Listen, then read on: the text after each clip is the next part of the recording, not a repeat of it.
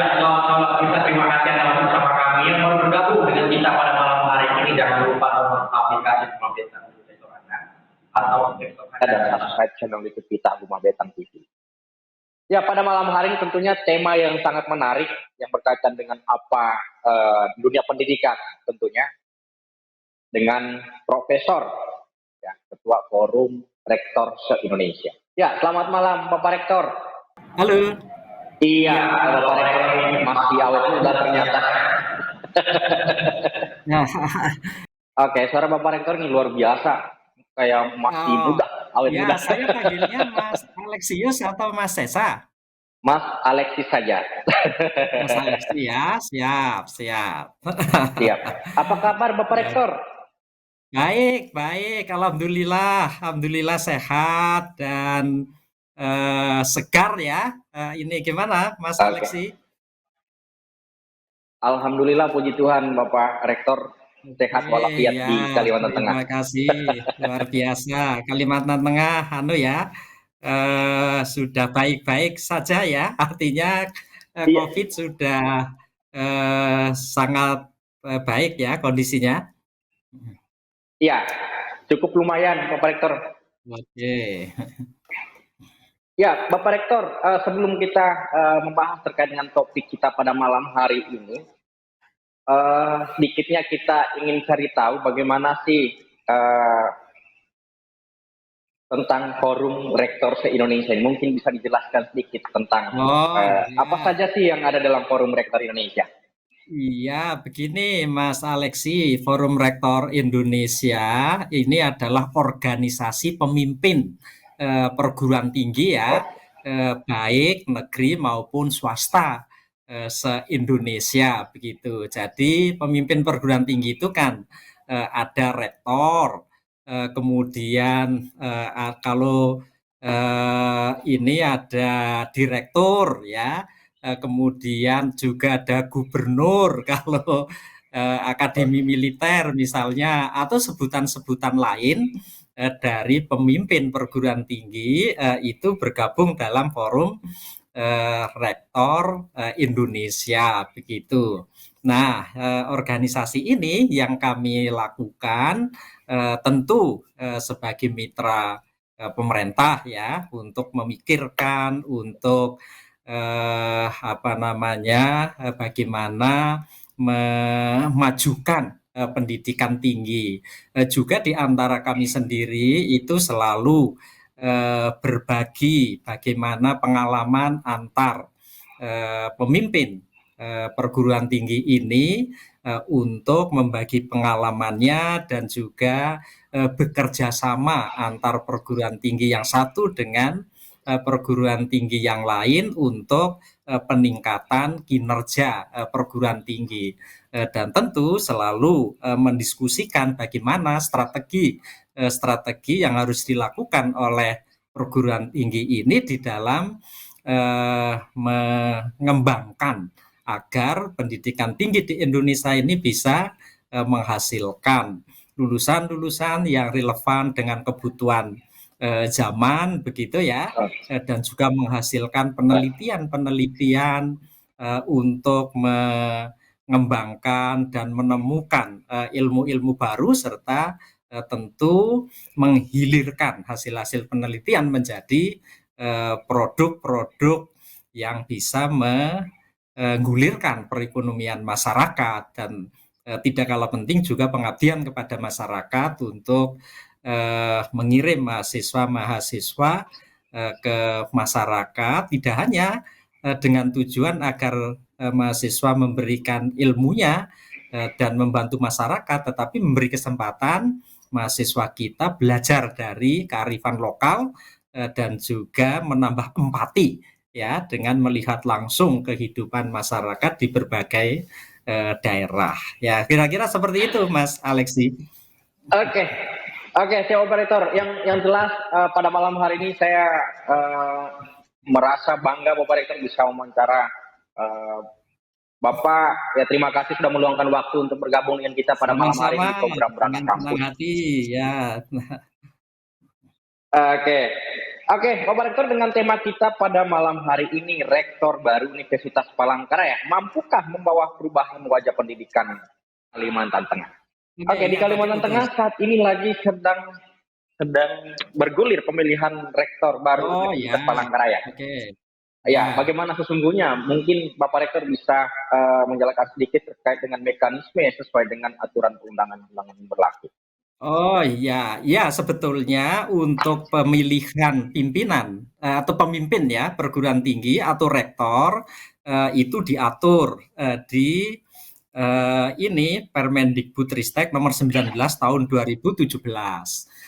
Kemudian masing-masing Ya, perguruan tinggi juga memiliki statuta ya, statuta atau peraturan induk yang ada di masing-masing perguruan tinggi yang itu juga di sana dicantumkan terkait dengan bagaimana tata cara pemilihan rektor sehingga sebetulnya bahwa perangkat atau peraturan untuk pemilihan rektor perguruan tinggi itu sudah sangat jelas aturannya begitu sehingga panitia yang dibentuk ya tinggal mengikuti prosedur yang sudah ada di peraturan Permendikbudristek tersebut dan juga pedoman yang ada di atau yang tertulis di statuta dari masing-masing perguruan tinggi. Saya kira sebetulnya semacam itu, Pak Mas Alexius. eh, mungkin ini kan Bapak Rektor sudah menjelaskan sesuai dengan mekanisme dan undang-undang yang Ya, berlaku ya, sudah jelas di situ. ya, Namun bagaimana kemudian Bapak Rektor untuk proses ya. penjaringan kader, munculkan kader di permukaan ini untuk estafet melahirkan pemimpin baru seperti itu? Iya, ya begini bahwa tentunya panitia ya yang terdiri atas personil dari senat universitas atau senat akademik di perguruan tinggi negeri berbadan hukum begitu harus pandai ini membuat langkah-langkah agar calon-calon yang memenuhi persyaratan atau para dosen yang memenuhi persyaratan itu berniat atau mempunyai semangat untuk menjadi rektor begitu ya.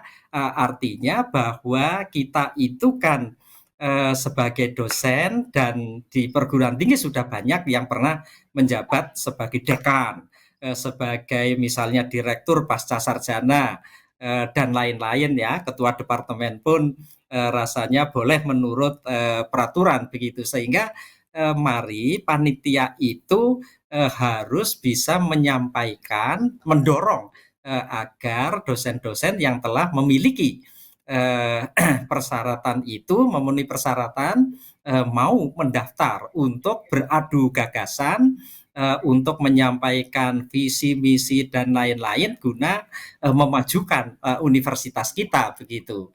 Dan apabila menurut peraturan dimungkinkan dibuka untuk calon-calon dari luar perguruan tinggi tersebut, saya kira itu juga bisa dibuka kalau per peraturan boleh ya. Kalau kami misalnya di PTN berbadan hukum itu jelas peraturannya membolehkan calon-calon dari luar dan itu kita open untuk memberi kesempatan kepada siapa saja yang ingin ini ya mendaftar sebagai calon rektor itu mendaftar begitu.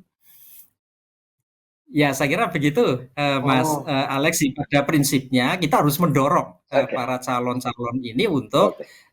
berani tampil, berani menyampaikan gagasan, kemudian nanti beradu gagasan ya, beradu ide bagaimana kita akan memimpin perguruan tinggi dan memajukan perguruan tinggi. Dalam hal ini, kalau yang sedang melakukan penjaringan teman-teman di Universitas Palangkaraya, ya saya sebagai Ketua Forum Rektor Indonesia mendorong, mari teman-teman yang telah memiliki memenuhi persyaratan untuk mendaftarkan diri. Lebih banyak calon, saya kira akan lebih baik karena panitia bisa menjaring calon-calon yang hebat-hebat begitu, Mas Alexi.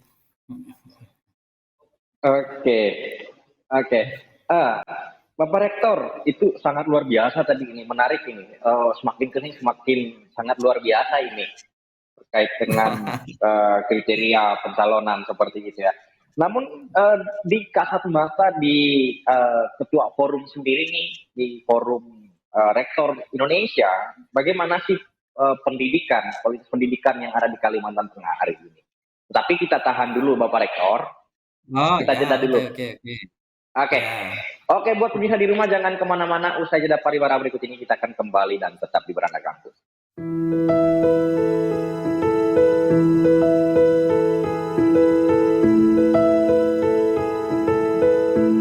Universitas Gadjah Mada or UGM is a public university renowned as the People's University, which strives for and puts forward the interests of the citizens and nation of Indonesia.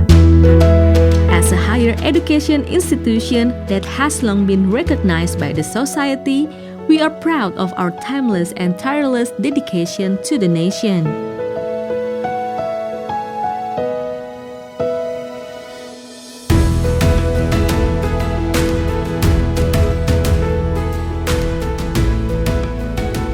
By cultivating, implementing, and leveraging education, research, and community services, which constitute the salient objectives of Indonesian higher education, or Tridharma, we remain committed to incessantly promoting the values of Pancasila.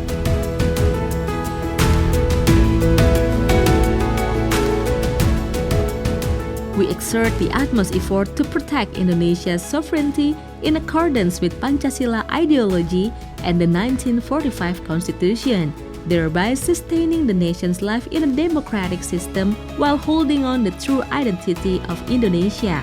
As a world-class university, UGM is devoted to the interests of the nation and humanity. We conduct research, provide education, and deliver community services by enhancing knowledge that benefits the community, the nation, and the world.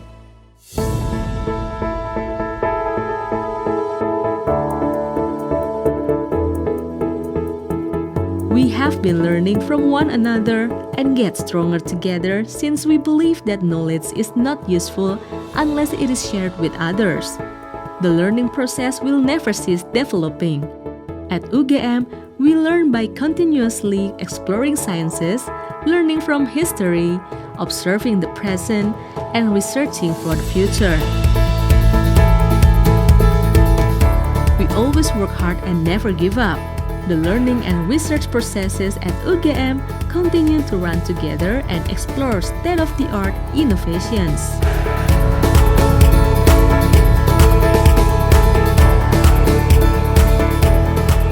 To create a convenient, environmentally friendly, and pollution-free green campus, UGM has built a wisdom park that substantiates the teaching and learning process. The park per se is open to the public. UGM has also developed drinking water facilities throughout the campus. Provided by Drinking Water Supporting Unit, this system is harnessed by the entire academic community of UGM. As the manifestation of its teaching endeavor, UGM operates various field laboratories for educational and research purposes. Furthermore, UGM has established and run a science technopark as an embodiment of its capability of inventing and commercializing a myriad of innovative health products, ranging from medical devices, herbal medicines, and healthy food.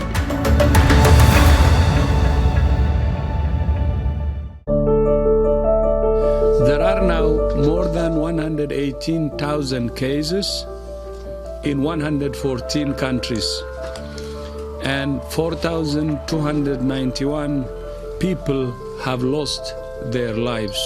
2020 has been a tough year for anyone, and it is no exception for UGM. on-campus activities are abruptly halted, student activities on campus are annulled, and everyone is forced to work, worship, and study from home.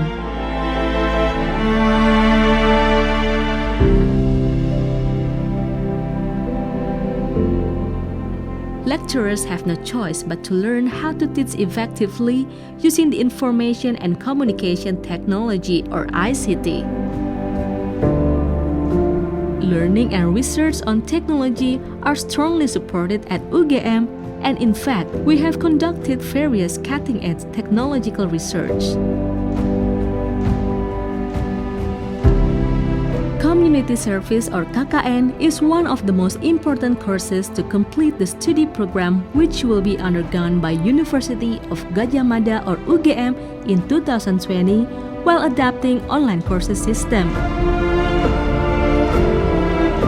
Supported by the Ministry of Education, UGM will continue its service within the society across Indonesia during the pandemic issue.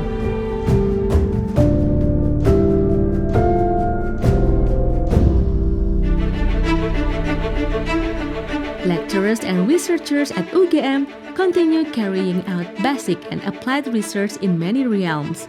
For instance, studies in the health sector to cope with COVID-19 are being encouraged and accelerated as a form of UGM's commitment to mitigating disaster using scientific methods. One of the most innovative inventions regarding to mitigating the COVID-19 is GeneNOS, a screening tool or early detector of patients exposed to COVID-19, which is able to identify the symptom through exhale within 80 seconds.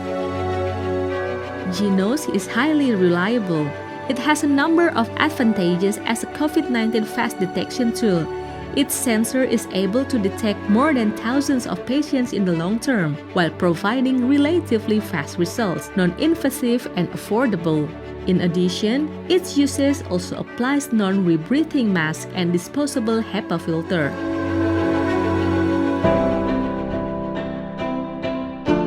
Those challenges somehow direct or even force us to innovate and modify approaches. Success is a journey which necessitates smart work through learning, studying, and sacrificing. Despite all that, most of all, we love what we do.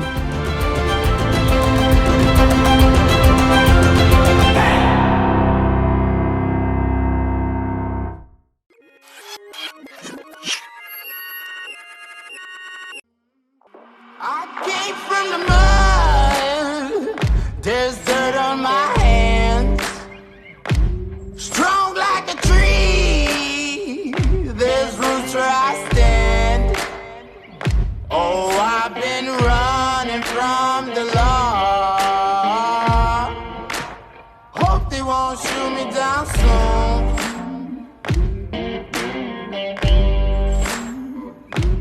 They sing on a sleepless night. Try to catch me howling at the moon.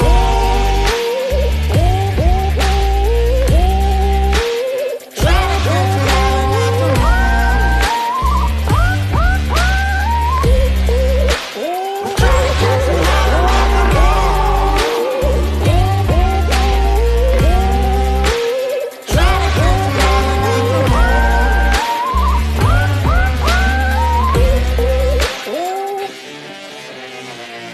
When it rains, it pours. Water's up to my chin. Won't stop fighting to the very end. Many men try to reach it. Many men have failed. Well, if you wanna get to heaven.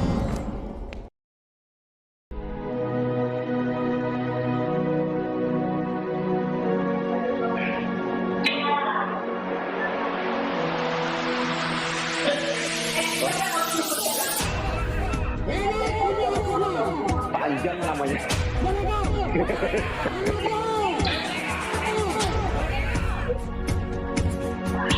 Ya, oke, Bapak Rektor, tadi ada pertanyaan yang belum sempat dijawab. Oh ya, yang mana? Apa sih? Ya, Nah, jadi bagaimana sih Bapak Rektor menilai bagaimana kualitas pendidikan yang ada di Kalimantan Tengah hari ini, khususnya di Universitas Palangkaraya di mata forum Rektor Indonesia?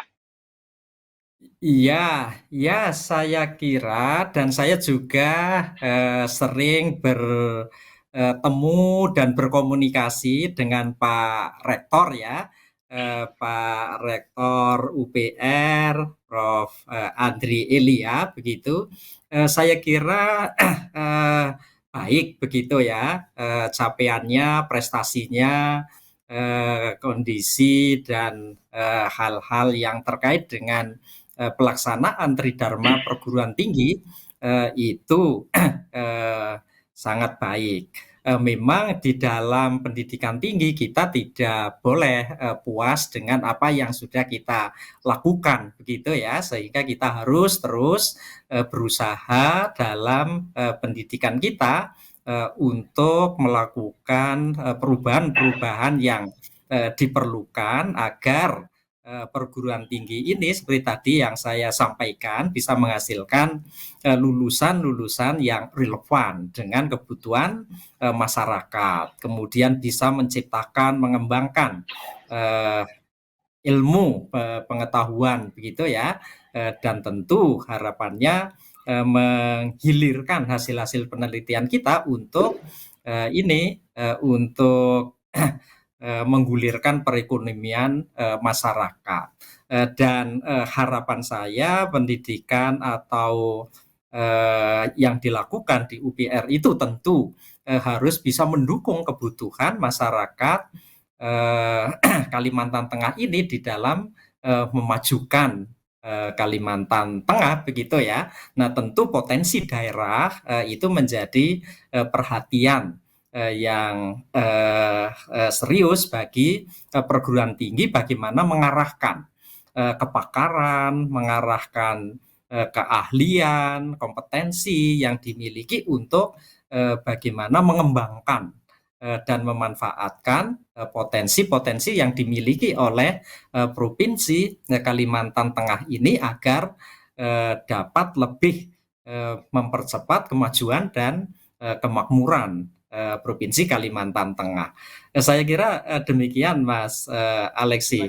Nah, tadi ada pertanyaan tadi Bapak Rektor, karena tadi ada gangguan, jadi ada pertanyaan kita. Oh ya. Apa sih yang perlu digenjot ini, khususnya pendidikan di perguruan tinggi di Kalimantan Tengah, karena kan ini pasca pandemi, ya kan? Nah, jadi bagaimana proses pendidikan dari daring mungkin nanti akan lagi seperti biasa, namun kemudian bagaimana untuk menghadapi situasi seperti ini, Bapak Rektor? Iya, jadi memang begini Mas Alexi, bahwa pendidikan kita karena pandemi ini itu terdisrupsi ya, dalam tanda petik terganggu lah begitu, paling tidak yang biasanya kita bisa menyampaikan perkuliahan secara luring, mayoritas luring, sebagian daring begitu ya. Setelah pandemi kan menjadi mayoritas kita lakukan secara daring, bahkan banyak universitas yang melakukannya secara fully daring. Nah, ini tentu mengurangi siapapun saya kira mengakui bahwa kualitas penyampaian kemudian yang bisa ditangkap juga oleh mahasiswa kita itu menjadi tidak seoptimal jika kita mencampur antara perkuliahan daring dan luring begitu. Nah, untuk itu maka ini dengan berkurangnya pandemi, dengan semakin baiknya kondisi, maka sebaiknya perguruan tinggi itu memperbanyak kembali pertemuan-pertemuan di kelas, kemudian kerja-kerja di laboratorium, dan juga kegiatan kemahasiswaan di universitas begitu. Saya betul-betul merasakan bahwa dengan kemarin kuliah daring, mahasiswa kurang interaksi dengan teman-temannya, sementara tugas-tugas dari Bapak Ibu dosen juga sangat banyak begitu ya dalam perkuliahan, sehingga tentu perasaan stres, perasaan merasa bebannya berat itu dirasakan oleh mahasiswa-mahasiswa kita begitu. Maka dari itu dengan membaiknya kondisi ini, maka mari kita secara berangsur-angsur meningkatkan kegiatan pembelajaran secara luring atau tatap muka di kelas, di laboratorium, di lapangan, begitu kita perbanyak. Saya kira demikian, Mas Alexi. Oke, siap. Terima kasih rekomendasinya, Bapak Rektor. Oke, Bapak Rektor mungkin sering membaca tentang referensi atau tentang dunia pendidikan di Kalimantan Tengah khususnya. Ya. Kira-kira kriteria ini apa yang cocok untuk menjadi rektor Universitas Palangkaraya yang di mana hari ini untuk menjawab tantangan, ya, tantangan Ya. Kalimantan Tengah saat ini dicanangkan oleh Bapak Presiden Joko Widodo bahwa salah satu kota provinsi sebagai ketahanan panganan nasional, ya, atau food estate di sini, Bapak Rektor. Nah, jadi kira-kira ada tanggapan terkait dengan itu, Bapak Rektor? Iya, ya, begini bahwa pada prinsipnya seorang rektor itu kan seorang manajer akademik begitu ya, sehingga rektor siapapun rektornya itu harus mampu membawa potensi yang dimiliki oleh perguruan tinggi yang dipimpinnya. Kalau UPR ini berada di daerah yang menjadi lumbung, direncanakan menjadi lumbung pangan dunia atau lumbung pangan Indonesia begitu ya, ya kita harus mendukung itu dan kita sebagai pimpinan perguruan tinggi yang ada di lokasi di Kalimantan Tengah ini harus bisa mengarahkan potensi yang dimiliki, fakultas-fakultas yang terkait langsung itu diperkuat, kemudian juga riset-riset di bidang itu kita perkuat untuk membantu realisasi dari lumbung pangan ini. Pada prinsipnya adalah jangan sampai kalau bisa ya itu peran UPR di dalam hal terkait dengan masalah pangan yang dicanangkan oleh Bapak Presiden ini itu kurang besar dibanding universitas yang jauh dari Kalimantan Tengah ini begitu. Jadi bahwa UPR itu harus menjadi yang utama di dalam berkontribusi untuk realisasi dan penguatan serta implementasi dari rencana ini. Dan kalau ada yang kurang, tentu Pak Rektor itu bisa bekerja sama dengan kami ya, berbagai universitas yang ada di Indonesia ini. Bekerja sama, penelitian bersama, kemudian juga berbagai kegiatan akademik bersama, KKN bersama, dan lain-lain, ini sebaiknya kita lakukan. Jadi Mas Alexi, bahwa ketika kita punya pikiran, kita punya gagasan, sedangkan misalnya kemampuan kita itu masih belum cukup, itu kita bisa berkolaborasi, bersinergi dengan mitra-mitra perguruan tinggi yang lain, baik itu sesama perguruan tinggi dalam negeri atau dengan perguruan tinggi di luar negeri begitu. Jadi prinsipnya adalah bahwa memang tidak mungkin ya hal-hal yang berat, hal-hal yang besar itu kita tanggung sendiri ya, ya betul. Tetapi kolaborasi, kerjasama, sinergi itu menjadi solusi saya kira. Nah, karena UPR yang ada di tempat ini tentu UPR yang paling paham ya kan, UPR yang paling tahu tentang persoalan. Nah, bagaimana mengatasi persoalan ini, kita bisa berkolaborasi dengan rekan-rekan perguruan tinggi yang lain dari mana-mana begitu. Oke, tadi Bapak sebutan tadi itu bagaimana melibatkan diri di situ dan bermitra terhadap kampus-kampus yang ada di Indonesia seperti itu. Namun kemudian Bapak Rektor baru-baru ini Gubernur Kalimantan Tengah mengundang tim ahli ini dari salah satu universitas ternama dari Jogja, yaitu Universitas Gadjah Mada, untuk memberikan kepada pemerintah Kalimantan Tengah dan mempercepat pembangunan. Bagaimana pendapat Bapak ini? Nah, namun kemudian bagaimana kenapa mesti dari UGM, kenapa enggak dari UPR ini, Bapak Rektor? Oh, Ada iya tanggapan nggak terkait dengan hal begini. ini? Ya, begini, Mas Alexi, bahwa kami itu memang biasa bekerja sama dengan pemerintah-pemerintah daerah, begitu ya. Tetapi pada prinsipnya nanti implementasinya itu kami selalu menggandeng mitra kami yang ada di lokasi tersebut. Misalnya kalau ini misalnya betul ada kerjasama antara pemerintah Provinsi Kalimantan Tengah dengan UGM dalam pelaksanaannya itu kami menggandeng atau bekerja sama dengan ahli-ahli dari UPR yang ada di lokasi, dan kami yakin teman-teman di UPR itu lebih paham, lebih detail pengetahuannya dan seterusnya. Jadi sebetulnya bahwa mengapa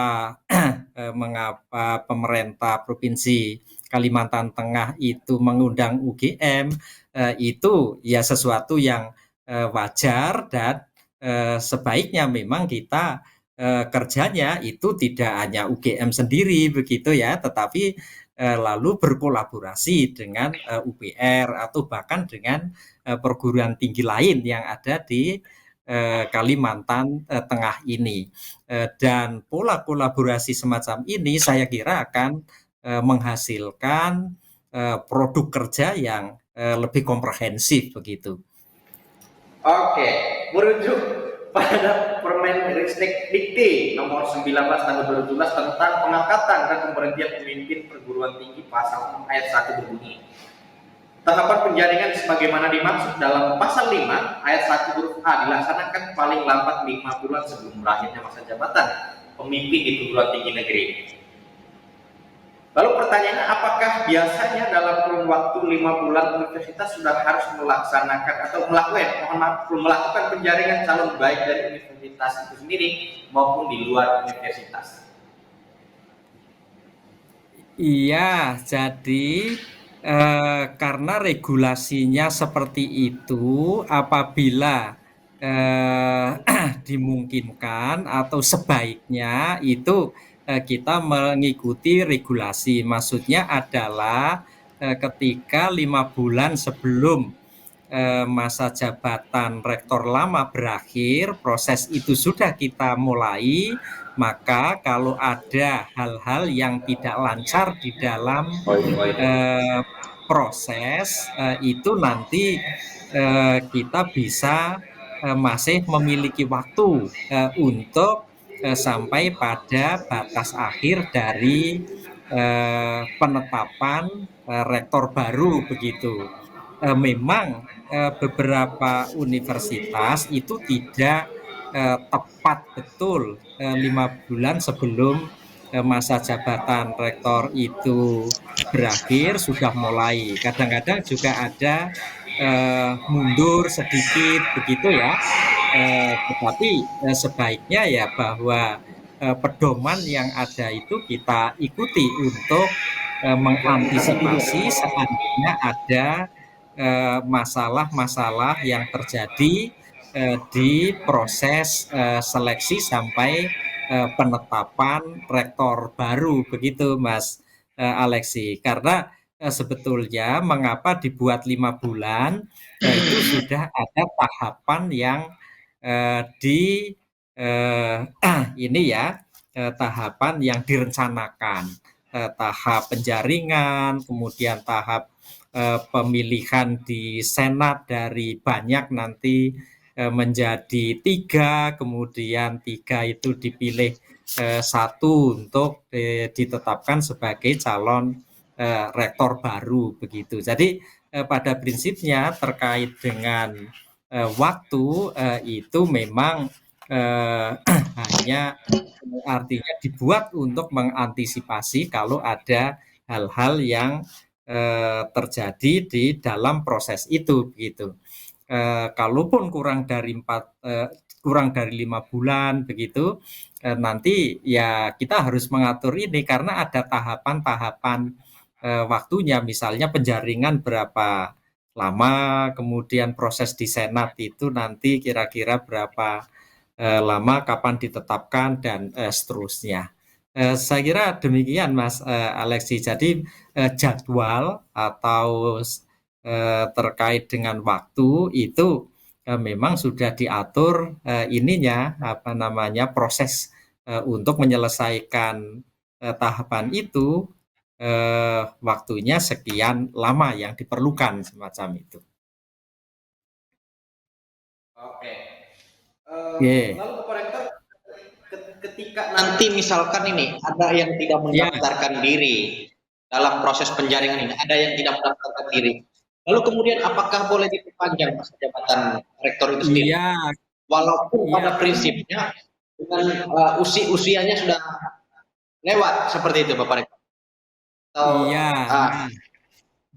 Ini kalau memang kalau di peraturan itu kan disebutkan ya, apabila sampai batas akhir itu belum ditetapkan pemimpin baru atau rektor baru, maka rektor lama bisa diperpanjang maksimum 1 tahun. Nah, dalam 1 tahun itu lalu harus dilakukan pemilihan itu. Nah, namun memang ada klausul lain ya, klausul lain bahwa rektor itu selesai masa jabatannya atau berhenti dengan ketentuan-ketentuan, begitu ya, dengan ketentuan-ketentuan yang ada. Nah, kalau pandangan saya ketika Pak Rektor lama misalnya tidak memenuhi lagi persyaratan sebagai rektor menurut klausul atau pasal tertentu yang menyebabkan kebetulan pas masa jabatannya habis, kemudian persyaratan sebagai rektor sudah tidak terpenuhi, harusnya menurut pandangan saya diangkat sebagai PLT, begitu ya, pelaksana tugas, karena secara definitif itu tidak memenuhi lagi syarat sebagai rektor. Itu pandangan saya pribadi sih, belum tahu seperti apa. Karena kalau misalnya usia masih memenuhi, kemudian syarat-syarat lain masih memenuhi, itu bisa diperpanjang kan, bisa diperpanjang. Tapi kalau sudah tidak memenuhi, misalnya bisa diangkat PLT sebagai pelaksana tugas macam itu. Itu pandangan saya karena saya belum pernah mengalami hal itu untuk pimpinan perguruan tinggi atau rektor yang habis tetapi pemimpin baru belum ditetapkan. Semacam itu kira-kira Pak Alexi. Oke, berarti pandangan kita seperti itu.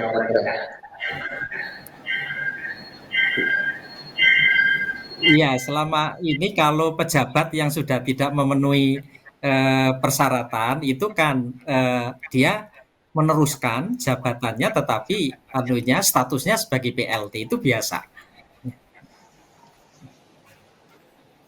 Oke, di PLT kan.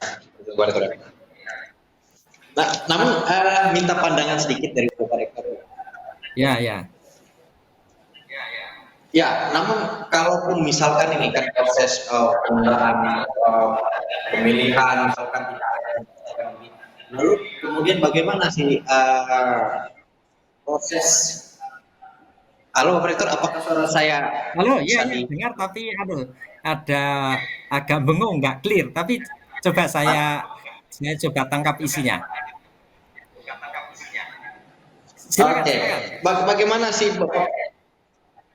Ya, pandangan Bapak Rektor sendiri terkait dengan jikapun penundaan ini proses penjaringan seperti itu, berarti tidak ada yang mau mencalonkan diri atau tidak ada yang mau mendaftar rektor ini seperti itu. Namun apa ada rekomendasi ini dari ketua forum rektor se-Indonesia ini? Apa ada rekomendasi itu? Oh iya, kalau Ada peluang ya?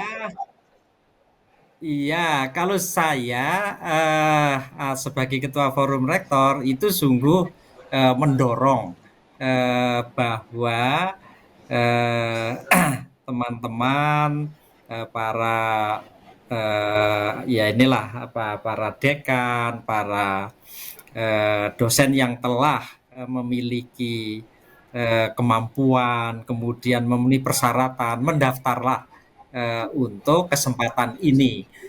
Karena siapa lagi yang akan memimpin institusi kita, dan ini institusi yang sangat penting ya untuk mencerdaskan bangsa, memajukan bangsa, begitu, mendidik anak-anak kita, calon-calon pemimpin bangsa. Mari kita kita urus dalam tanda petik ya, agar bisa menjadi lebih maju. Jangan takut untuk menjadi pemimpin, karena apa? Karena kita punya banyak teman, ya, kita punya banyak saudara, kita punya banyak relasi. Jadi yang penting adalah bahwa ketika kita punya ide, kemudian punya teman, punya sahabat, saya kira kita bisa bekerja sama. Kita bisa berkolaborasi untuk memajukan institusi kita. Jangan sampai kita tidak mau untuk memimpin organisasi atau institusi kita. Dan ini institusi yang sangat penting, dan menjadi rektor itu tidak mudah, tetapi kita yakinlah kita akan bisa memajukan universitas kita gitu. Jadi harus ada, saya mendorong teman-teman untuk mau mendaftar begitu. Begitu Mas Alexi. Oke, Bapak Rektor. Oke, Bapak Rektor, terakhir ini pertanyaan kita. Ya, apa harapan dan pesan Bapak ini untuk dunia pendidikan perguruan tinggi di Kalimantan Tengah, khususnya Universitas Raya? Karena memang bagaimanapun kampus ini adalah kampus terbesar di Kalimantan Tengah, Bapak Rektor. Ya, jadi UPR ini kampus terbesar di Kalimantan Tengah, dan tentu harus menjadi kebanggaan ya, kebanggaan Kalimantan Tengah, sehingga UPR itu harus mempunyai peran yang sangat besar bagi pendidikan di Kalimantan Tengah dan bagi kemajuan Kalimantan Tengah. Harapan saya adalah terus dibenahi kemampuan yang ada agar terus bisa berkembang, dan juga program studi yang relevan dengan potensi daerah di Kalimantan Tengah, baik potensi sumber daya alam gitu ya, kemudian potensi anak-anak muda yang perlu dididik, diarahkan untuk kompetensi-kompetensi tertentu yang relevan, yang dibutuhkan oleh Kalimantan Tengah, itu perlu kita kembangkan. Jadi prodi-prodi baru yang diperlukan, yang sekarang belum ada, dan itu tentu misalnya pasti dibutuhkan lulusannya oleh Kalimantan Tengah, itu perlu kita buka.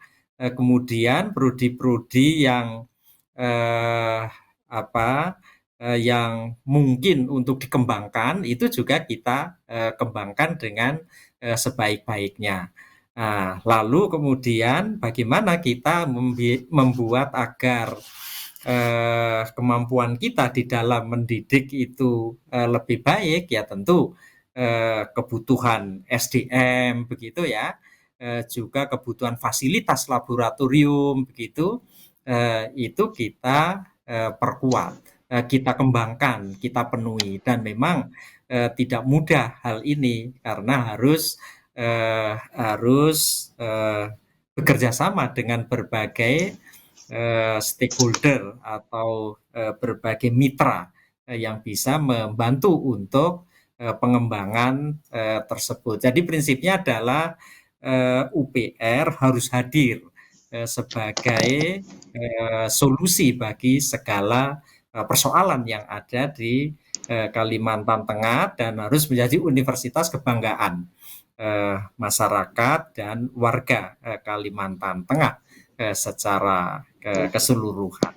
Saya kira demikian Pak Alexi. Terima kasih.